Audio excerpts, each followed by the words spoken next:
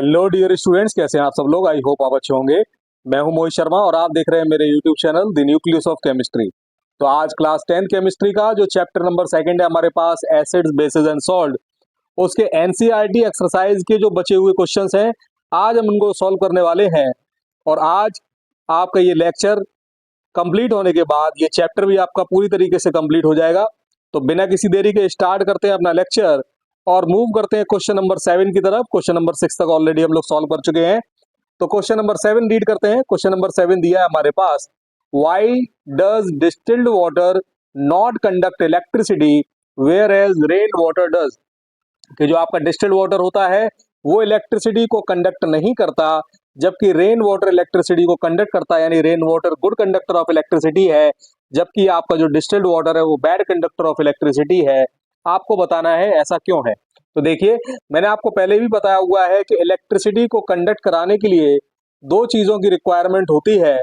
या तो आपको इलेक्ट्रिसिटी कंडक्ट कराने के लिए फ्री इलेक्ट्रॉन्स चाहिए, या फिर क्या चाहिए, फ्री आयंस।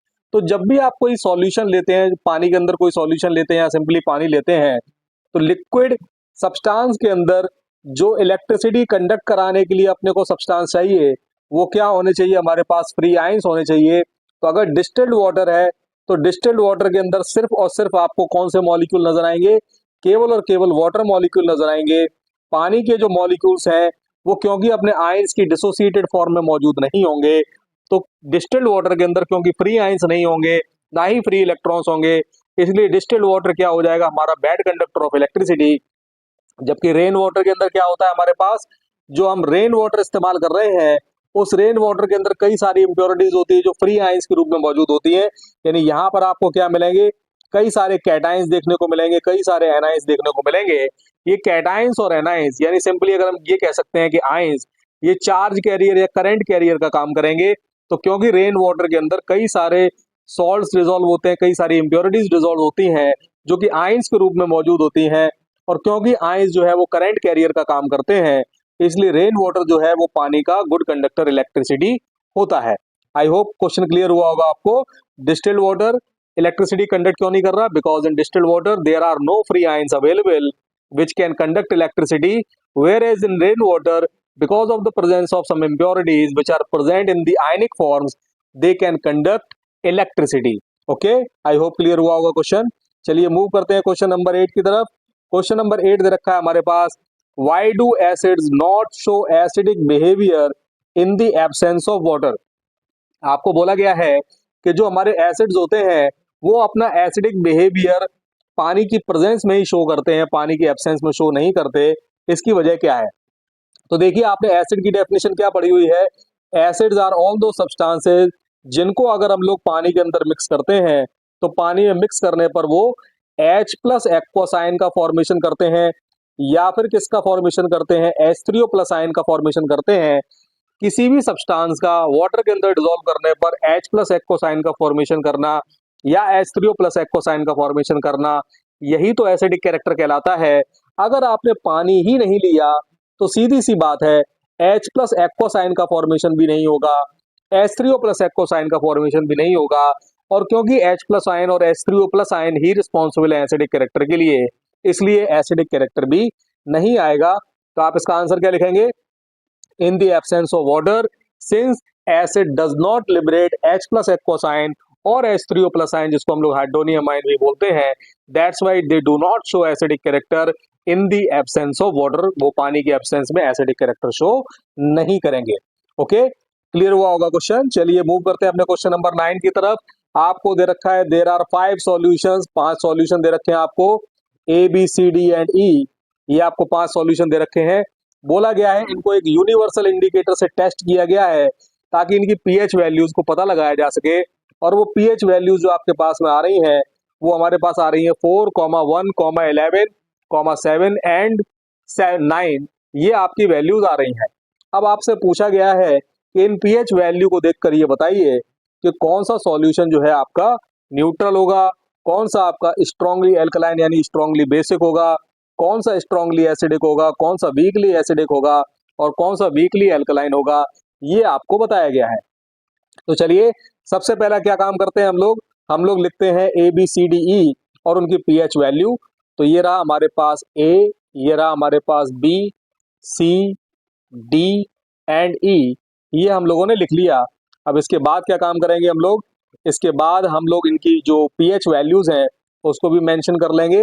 तो ए की पीएच वैल्यू दे रखी है आपको 4, बी की दे रखी है आपको 1, सी की दे रखी है आपको 11, डी की दे रखी है 7 एंड ई की दे रखी है आपको 9। ये आपको पीएच वैल्यूज दे रखी हैं। अब मैंने आप सबसे पहले दे रखा है जो ऑप्शन नंबर ए है, वो पूछा गया कि इनमें से कौन सा सॉल्यूशन है जो आपका न्यूट्रल होगा। तो आपको यहाँ पर साफ साफ नजर आना चाहिए कि वो कौन सा सॉल्यूशन है जो न्यूट्रल सॉल्यूशन की तरीके से बिहेव करेगा। तो दिख रहा है पीएच वैल्यू 7 जो कि वाटर की होती है, वो एक न्यूट्रल वैल्यू होती है। यानी हमारे पास जो सॉल्यूशन नंबर डी है वो किसकी तरीके से बिहेव करेगा, न्यूट्रल की तरीके से बिहेव करेगा। इसके बाद बी पार्ट दे रखा है आपको स्ट्रांगली एल्कलाइन या स्ट्रांगली बेसिक। तो मैंने आपको बताया था पीएच और बेसिक कैरेक्टर में कैसा रिलेशन है, डायरेक्ट रिलेशन है। यानी higher the value of pH greater the basic character. तो यहाँ पर सबसे ज्यादा आपको बेसिक कैरेक्टर किसमें मिलेगा, जिसकी पीएच वैल्यू सबसे ज्यादा होगी। तो दिखाई देना चाहिए यहाँ पर आपको साफ साफ नजर आ रहा है। तो जो हमारे पास सी वाला सॉल्यूशन है उसमें पीएच वैल्यू क्योंकि हाईएस्ट आ रही है 11, यानी स्ट्रांगली अल्कलाइन कौन सा होगा, हमारा सी वाला सॉल्यूशन होगा। इसके बाद दे रखा है स्ट्रांगली एसिडिक। तो एसिडिक कैरेक्टर और पीएच में कैसा रिलेशन है, इनवर्स रिलेशन है। यानी पीएच वैल्यू जितनी कम होगी एसिडिक कैरेक्टर क्या होगा, उतना ही ज्यादा होगा। तो सबसे कम पीएच वैल्यू कहां नजर आ रही है आपको, दिखाई दे रहा है साफ साफ जो हमारे पास बी वाला सॉल्यूशन है उसमें पीएच वैल्यू सबसे कम है। यानी पीएच वैल्यू सबसे कम होने की वजह से ये एक मोस्ट पावरफुल एसिडिक होगा। यानी इसका कैरेक्टर कैसा होगा, स्ट्रांगली एसिडिक होगा। यानी बी वाला जो हमारे पास सब्सटेंस है, बी वाला जो सॉल्यूशन है उसके अंदर स्ट्रांगली एसिडिक कैरेक्टर नजर आएगा। डी दे रखा है वीकली एसिडिक। तो वीकली एसिडिक के लिए मैंने बताया था कि आप कैसे पता लगाएंगे कि कोई भी सब्सटेंस वीकली एसिडिक है। तो पीएच वैल्यू का ज्यादा होना एसिड को करता है वीक, लेकिन 7 से कम रखनी है आपको वैल्यू। तो 7 से कम लेकिन 1 से ज्यादा कहां नजर आ रही है आपको वैल्यू, दिखाई दे रहा है कि हमारे पास जो सॉल्यूशन ए है उसकी पीएच वैल्यू है 4। तो पीएच वैल्यू 4 होने की वजह से ये कैसा होगा हमारे पास, वीकली एसिडिक। एंड फाइनली आपको पूछा गया है वीकली एल्कलाइन। तो पीएच वैल्यू अगर हमारे पास 7 से ज्यादा है लेकिन 14 से क्या हो रही है, कम होती जा रही है, तो हमारा जो पीएच वैल्यू का जो रिलेशन है बेसिक कैरेक्टर के साथ, क्योंकि डायरेक्ट रिलेशन है, तो पीएच वैल्यू अगर कम होगी तो बेसिक कैरेक्टर कम होगा। यानी हमारे पास जो लास्ट वाला सॉल्यूशन बचा हुआ है ई सॉल्यूशन, ये कैसा हो जाएगा हमारे पास, वीकली एल्कलाइन हो जाएगा। तो आई होप ये क्लियर हुआ होगा क्वेश्चन आपको। तो सबसे पहला 9 का जो ए पार्ट दे रखा है न्यूट्रल, कौन सा हो जाएगा हमारे पास, डी सॉल्यूशन। डी सॉल्यूशन क्या हो जाएगा हमारे पास, न्यूट्रल। इसके बाद दे रखा है स्ट्रांगली एल्कलाइन, स्ट्रांगली एल्कलाइन हो जाएगा हमारे पास सी वाला सॉल्यूशन। इसके बाद दे रखा है हमारे पास स्ट्रांगली एसिडिक, स्ट्रांगली एसिडिक हो जाएगा हमारे पास बी सॉल्यूशन। इसके बाद दे रखा है वीकली एसिडिक, वीकली एसिडिक हो जाएगा हमारे पास ए सॉल्यूशन। और दे रखा है वीकली अल्कलाइन, तो वीकली अल्कलाइन क्या हो जाएगा हमारे पास, ई सॉल्यूशन। तो आई होप ये क्वेश्चन भी आपको क्लियर हुआ होगा, इसका एक्सप्लेनेशन बहुत ही अच्छी तरीके से आपको समझ आया होगा। तो चलिए अब इसी के लास्ट पार्ट में देखते हैं। लास्ट पार्ट देखिए क्या दे रखा है आपको, दे रखा है arrange the pH in increasing order of hydrogen ion concentration. याद रखिए पीएच का हाइड्रोजन आयन कंसंट्रेशन के साथ जो रिलेशन है वो क्या रिलेशन है, याद कीजिए मैंने आपको बताया हुआ है कि पीएच का जो हाइड्रोजन आयन कंसंट्रेशन के साथ रिलेशन है वो एक इनवर्स रिलेशन है। यानी higher the value of pH lesser the acidic character या फिर lesser the H plus ion concentration. तो अब आपको क्योंकि इंक्रीजिंग ऑर्डर पूछा गया, इंक्रीजिंग ऑर्डर का मतलब जिसमें एच प्लस आयन कंसंट्रेशन सबसे कम होगी पहले उसको, और फिर धीरे धीरे क्या करना है आपको, इंक्रीजिंग ऑर्डर में क्या करना है, अरेंज करना है। तो पीएच वैल्यू जिसकी सबसे ज्यादा उसमें एच प्लस आयन कंसंट्रेशन सबसे कम, यानी सबसे पहले पीएच वैल्यू आएगी आपके पास 11, 11 में सबसे कम होगी, इससे ज्यादा होगी आपके पास 9, फिर आ जाएगी हमारे पास 7, फिर आ जाएगी हमारे पास 4, और फिर आ जाएगी हमारे पास 1। यानी पीएच वैल्यू का अरेंजमेंट क्या होगा हमारे पास, पीएच वैल्यू को किस तरीके से आप अरेंज करेंगे, पीएच वैल्यू हो जाएगी हमारे पास 11 greater than 9, lesser than 9, lesser than 7, lesser than 4, lesser than 1। यानी 1 वाला जो पीएच वैल्यू है उसमें H plus ion concentration maximum, फिर 4, फिर 7, फिर 9 एंड फाइनली 11। ये हो जाएगा, इस तरीके से आप इसको अरेंज कर पाएंगे। ओके चलिए मूव करते हैं अपने क्वेश्चन नंबर 10 की तरफ। क्वेश्चन नंबर 10 दे रखा है हमारे पास, equal length of magnesium ribbon are taken in a test tube A and B. आपको दे रखा है कि हमारे पास दो टेस्ट ट्यूब है, एक टेस्ट ट्यूब ए है और एक टेस्ट ट्यूब बी है। इसके अंदर हम लोगों ने मैग्नीशियम रिबन को प्लेस किया हुआ है। ठीक है, ये हमारे पास टेस्ट ट्यूब ए है, ये टेस्ट ट्यूब बी है। अब आपको दे रखा है यहाँ पर एक चीज यहाँ पर समझाई हुई है कि जो हमारे पास टेस्ट ट्यूब ए है, इस टेस्ट ट्यूब ए के अंदर हम लोगों ने कौन सा एसिड लिया है, HCl, जो कि पावरफुल एसिड है। जबकि टेस्ट ट्यूब बी जो है उसके अंदर हम लोगों ने लिया है CH3COH, जिसको हम लोग एसिडिक एसिड के नाम से भी जानते हैं। और ये मैं आपको पहले ही बता चुका हूँ कि जो हमारे पास HCl है, जिसको हम लोग मिनरल एसिड बोलते हैं, ये एक स्ट्रॉन्ग एसिड है। जबकि ये जो हमारे पास एसिडिक एसिड है वो कैसा है, एक वीक एसिड है। तो ये चीज आपको समझ में आई होगी। अब इस क्वेश्चन के अंदर दिया गया है, अब इसमें नेक्स्ट पार्ट दिया हुआ है, the amount of concentration taken in both the acids are same. कि जो कंसंट्रेशन ली गई है HCl की ए के अंदर और CH3COH की बी के अंदर, वो कंसंट्रेशन क्या है, एग्जैक्ट सेम है। आपसे बोला गया है कि इनमें से कौन सी टेस्ट ट्यूब ऐसी होगी जिसमें फिज ज्यादा निकलेगा और क्यों निकलेगा। तो आप जब भी किसी एसिड के अंदर प्लेस करते हैं कोई भी सब्सटेंस यानी मेटल की फॉर्म में, तो आपको मैंने पहले भी बताया हुआ था, मेटल जब भी आप किसी एसिड के अंदर प्लेस करते हो तो क्या होता है, सॉल्ट का फॉर्मेशन होता है और हाइड्रोजन गैस लिबरेट होती है। ये हाइड्रोजन गैस क्योंकि बबल्स का फॉर्मेशन करेगी तो उससे क्या जनरेट होगा, फिज जनरेट होगा। अब आपसे बोला गया है कि ये फिज जो है वो टेस्ट ट्यूब ए में ज्यादा जनरेट होगा या बी में ज्यादा जनरेट होगा। तो जिसमें स्ट्रॉन्ग एसिड होगा वो जल्दी रिएक्ट करेगा मेटल के साथ, हाइड्रोजन गैस भी ज्यादा लिबरेट होगी तो बबल्स का फॉर्मेशन भी ज्यादा होगा, तो फिज भी ज्यादा क्रिएट होगा। तो एसिड आपको पता है क्योंकि HCl एसिड जो है हमारे पास वो एक मिनरल एसिड है, पावरफुल एसिड है। इसके कंपैरिजन में CH3COH, जिसको हम लोग एसिडिक एसिड भी बोलते हैं, जिसकी डाइल्यूटेड फॉर्म विनेगर के रूप में इस्तेमाल होती है। तो HCl क्योंकि स्ट्रॉन्ग एसिड है इसलिए ए के अंदर फिज ज्यादा जनरेट होगा इसके कंपैरिजन में बी के रेस्पेक्ट में, यानी ए में फिज ज्यादा जनरेट होगा बी के रेस्पेक्ट में। क्यों? क्योंकि ए के अंदर जो हमने एसिड लिया है वो एक स्ट्रॉन्ग एसिड है, जबकि बी के अंदर जो हम लोगों ने एसिड लिया है वो एक वीक एसिड है। ओके, चलिए मूव करते हैं अपने क्वेश्चन नंबर 11 की तरफ। देखते हैं क्वेश्चन नंबर 11। फ्रेश मिल्क जो है उसकी पीएच वैल्यू है हमारे पास 6। कितनी वैल्यू दे रखी है पीएच की? 6 दे रखी है। आपसे बोल रखा है कि पीएच वैल्यू कैसे चेंज होगी जब ये मिल्क जो है किसके अंदर कन्वर्ट हो जाएगा, कर्ड के अंदर कन्वर्ट हो जाएगा। आपको आंसर को एक्सप्लेन भी करना है। तो मिल्क का कर्ड के अंदर कन्वर्ट होना इस बात का इंडिकेशन है कि मिल्क के अंदर कौन सा कैरेक्टर जनरेट हो चुका है, एसिडिक कैरेक्टर जनरेट हो चुका है। लैक्टोबैसिलस जब एसिडिक कैरेक्टर जनरेट करते हैं उसकी वजह से आपका जो मिल्क है वो किस में कन्वर्ट हो जाता है, कर्ड में कन्वर्ट हो जाता है। यानी मिल्क का कन्वर्जन कर्ड के अंदर रिस्पॉन्सिबल है एसिडिक कैरेक्टर के लिए। तो अगर मिल्क के अंदर एसिडिक कैरेक्टर बढ़ेगा तो ऑब्वियस सी बात है जो पीएच वैल्यू है उसमें कमी आएगी, क्योंकि पीएच वैल्यू और एसिडिक कैरेक्टर में कैसा रिलेशन है, इनवर्स रिलेशन। तो यहाँ पर आप आंसर क्या लिखेंगे, when fresh milk which has a pH of 7 when it gets converted into curd, so because of the conversion of milk into curd some kind of acidic character is generated, and because of the generation of acidic character its pH value decreases। जो pH value होगी वो क्या होगी, आपकी decrease हो जाएगी। यानी pH value जो कर्ड की होगी वो 6 से क्या हो जाएगी, आपकी कम हो जाएगी। ये आपको याद रखनी है। और 6 से कम क्यों होगी, क्योंकि उसके अंदर कौन सा कैरेक्टर जनरेट हो जाएगा, एसिडिक कैरेक्टर जनरेट होगा। ओके, चलिए मूव करते हैं अपने क्वेश्चन नंबर 12 की तरफ। दे रखा है a milkman add a very small amount of baking soda to a fresh milk. आपको दे रखा है उसके बाद question number 1, why does he shift the pH of the fresh milk from 6 to slightly alkaline.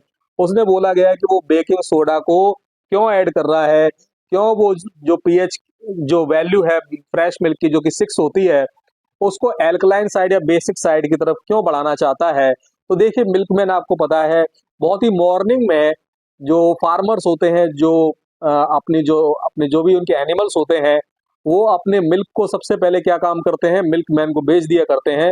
फिर वो सिटीज के अंदर उस मिल्क को लेके आते हैं, क्योंकि ये सब काम करने में काफी समय लग जाता है। और उस ड्यूरेशन में जो आपका बैक्टीरियल डेवलपमेंट है वो बैक्टीरियल डेवलपमेंट की वजह से क्या होगा, आपका जो मिल्क है उसके अंदर सोरनेस बढ़ जाएगी। सोरनेस बढ़ने से क्या होगा, मिल्क जो है आपका स्पॉइल हो जाएगा, बर्बाद हो जाएगा। और अगर वो बर्बाद मिल्क वो किसी को बेचना चाहेगा तो ऑब्वियस सी बात है कोई खरीदेगा नहीं। तो इसलिए इस पर्टिकुलर सिचुएशन से बचने के लिए ये मिल्कमैन क्या काम करते हैं, थोड़ा सा बेकिंग सोडा ऐड कर देते हैं ताकि पीएच वैल्यू जो है वो 6 से क्या हो सके, ज्यादा हो सके। पीएच वैल्यू अगर 6 से ज्यादा हो जाएगी तो क्या होगा, हमारे पास जो बैक्टीरियल डेवलपमेंट की वजह से एसिडिक कैरेक्टर जनरेट होगा वो कम होते होते बहुत कम आएगा, तो 6 तक आ जाएगा। यानी मिल्क आपका काफी देर तक बचा रहेगा, काफी देर तक सेफ रहेगा, वो उसको आराम से बेच पाएगा, उसे किसी तरीके की कोई प्रॉब्लम नहीं होगी। तो why shift the pH of fresh milk from 6 to slightly alkaline? Because of prevention of milk from spoilage due to bacterial development or due to acidic character development. अब इसके बाद दे रखा है why does this milk takes a long time to set as a curd? तो भाई सीधी सी बात है, इस मिल्क को कर्ड में कन्वर्ट करने में टाइम क्यों लगेगा, क्योंकि बेकिंग सोडा की वजह से, बेकिंग सोडा ऐड करने की वजह से इसका पीएच जो है वो 6 से ज्यादा हो गया है, और 6 से ज्यादा होने की वजह से इसके अंदर उतना एसिडिक कैरेक्टर जनरेट होने में, ताकि ये कन्वर्ट हो सके कर्ड में, काफी ज्यादा टाइम लगेगा। और इसलिए ये जो आपका मिल्क है वो ज्यादा टाइम लगेगा किस कंडीशन में आने में, कर्ड की कंडीशन में आने के लिए ज्यादा टाइम लेगा। ओके, नाउ क्वेश्चन नंबर 13 देखते हैं हमारे पास। क्वेश्चन नंबर 13 दे रखा है plaster of Paris should be stored in A moisture proof container, explain why. बहुत डिटेल में मैंने आपको ये जो प्लास्टर ऑफ पेरिस का ये वाला जो क्वेश्चन है, ये ऑलरेडी मैंने आपको बहुत डिटेल में, जो आपने मैंने मेथड ऑफ प्रिपरेशन पढ़ाया था प्लास्टर ऑफ पेरिस का, वहां पर मैंने ऑलरेडी इसको एक्सप्लेन कर रखा है। तो मैं चाहूंगा आपको अगर इस क्वेश्चन का बहुत ही डिटेल में आंसर चाहिए तो वहां पर आप इसको देख लीजिए, बहुत ही डिटेल में मैंने इसको समझा रखा है। फिर भी अभी एक शॉर्ट इंट्रोडक्शन मैं आपको यहाँ पर दे देता हूँ। प्लास्टर ऑफ पेरिस को मॉइस्चर प्रूफ कंटेनर के अंदर इसलिए फिल करके रखा जाता है क्योंकि मॉइस्चर या पानी की प्रेजेंस में ये जो प्लास्टर ऑफ पेरिस है वो हार्ड सब्सटेंस जिसको हम लोग जिप्सम के नाम से जानते हैं, जिप्सम में क्या हो जाता है, ये कन्वर्ट हो जाता है। तो आप प्लास्टर ऑफ पेरिस को मॉइस्चर प्रूफ कंटेनर के अंदर क्यों रखते हैं, बिकॉज जो प्लास्टर ऑफ पेरिस है वो मॉइस्चर के प्रेजेंस में आकर एक हार्ड सब्सटेंस जो जिप्सम होता है उसमें कन्वर्ट हो जाता है। ओके, नाउ अगला दे रखा है हमारे पास what is a neutralisation reaction, give two example. तो न्यूट्रलाइजेशन रिएक्शन को हम लोग एसिड बेस रिएक्शंस भी बोलते हैं।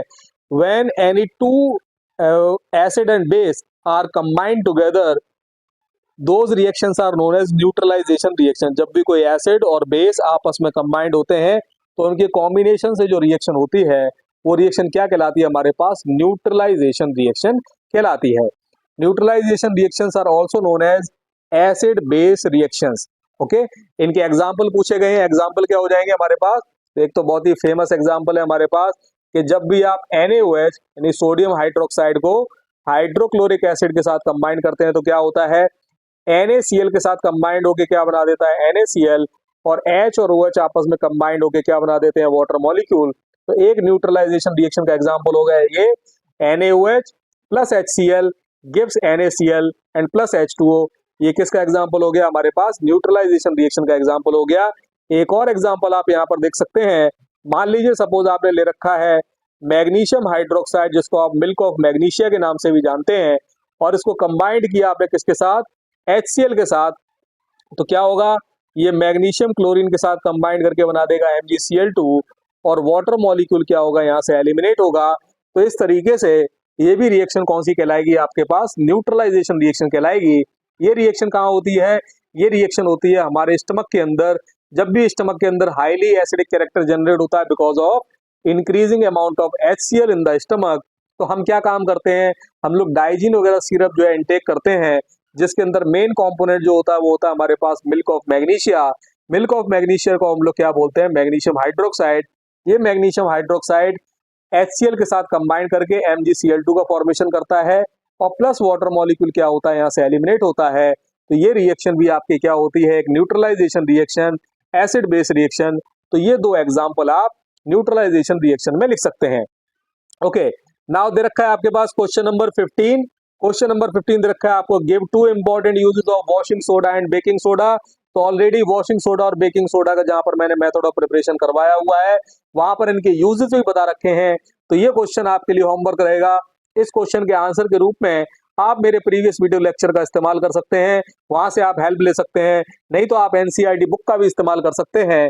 तो ये क्वेश्चन आपके लिए होमवर्क रहेगा। ये इस क्वेश्चन को आप इसका आंसर जरूर कीजिएगा कमेंट बॉक्स में। अभी भी अगर किसी क्वेश्चन के रिगार्डिंग कोई डाउट रह रहा हो तो मुझे कमेंट सेक्शन में आप डेफिनेटली बताइए। मैं आपके उस डाउट को क्लियर करने की डेफिनेट कोशिश करूंगा। इसी तरीके से चैनल के साथ बने रहिए। ज्यादा से ज्यादा लोगों तक इस वीडियो लेक्चर को शेयर कीजिए ताकि मैक्सिमम लोग इन वीडियो लेक्चर्स का बेनिफिट उठा सकें। Thank you very much.